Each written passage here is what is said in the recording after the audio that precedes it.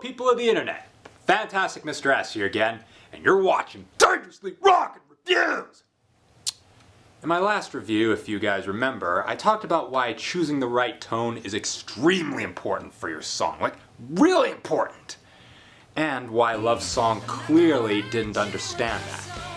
This week's song, on the other hand, did. I mean, it too dealt with a strong subject matter, but it got it right.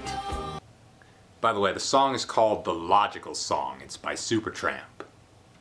If you don't know who Supertramp are, they are the band that did the songs Goodbye Stranger, Breakfast in America, and Bloody Well Right.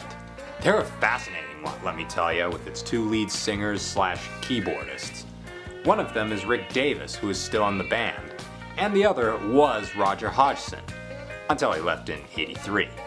Their voices sounded different from each other's, but they both fit the band's sound perfectly and were equally great on their own. This one's got Roger Hodgson singing on it.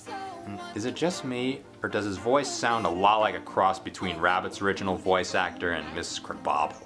And all the birds in the trees, they be singing so happily, oh joyfully, oh playfully, watching me. But it still works nonetheless. What also works about Supertramp is that their sound feels a lot like it was painted on a nighttime canvas, so to speak. Although I think that's mostly to do with the sound of their keys. And let's not forget the structures they use, which are more freeform like a lot of bands' songs from that decade. But as I've mentioned in the past, I love songs that have their own structures, because it makes them feel more organic and more original and more dynamic, actually. So the lyrics revolve around the flaws of the education system as well as identity crisis, which the song suggests is caused by the sucky education system. See, that was the strong subject matter that I was talking about earlier, and it's a really fascinating idea.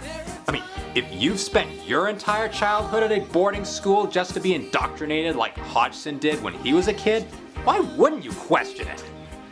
Unless, of course, you did become brainwashed and couldn't think for yourself, then that'd be an entirely different matter. Look, it's no secret that these schools have done way more damage to kids over the years than they like to admit, and I'm glad Supertramp brought it up when they did. But is it well executed as a song? You know it. While the dark moog-driven sound certainly sets the right mood, it's only part of what makes the song work. The melody is also really important, and the song uses just the right melody for it. It took me a while to realize this, but it's quite a dynamic melody too. And I think that's coming from Hodgson's performance. He starts off with a soft and innocent tone to reflect how wonderful his childhood was, but then when he mentions, Then they sent me away, teach me how to be sensible, logical, oh responsible, practical. his tone becomes a bit more serious and less innocent. Hell, he even gets melodramatic and hinging toward madness in the second verse. It's a subtle change in tone, but it's effective. Oh, won't you sign up your name? We'd like to be your acceptable, respectable.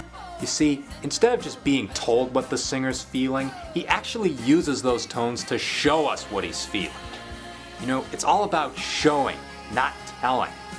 And if you can feel the emotion from the singer's tone of voice, that's a sign of a stellar performance. Same deal with the saxophone.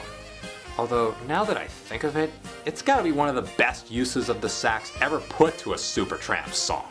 Supertramp's always had a knack for saxophone usage, among other things, but I think they've hit the nail here when it comes to using it effectively.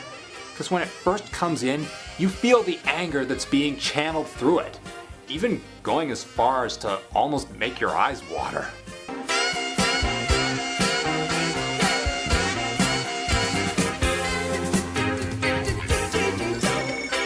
Whoa, what the hell? Oh my god, I didn't know they had cell phones back at 7. Oh, okay, that would explain it. I always thought that was a ringtone. I don't know if it has to do with the time period it came out of, or if it was just because it was written by geniuses. But I'll tell you this, when it comes to doing social commentaries and song, The Logical Song got right what Love Song got wrong. Which is pretty much everything. Because the logical song is masterfully performed, it's thought-provoking, and yes, it picked the right tone, which, as I shall state again, is really, really important. You know, I could be upset that the logical song's subject matter got better execution than Love Song did, but that would be more from a musical standpoint.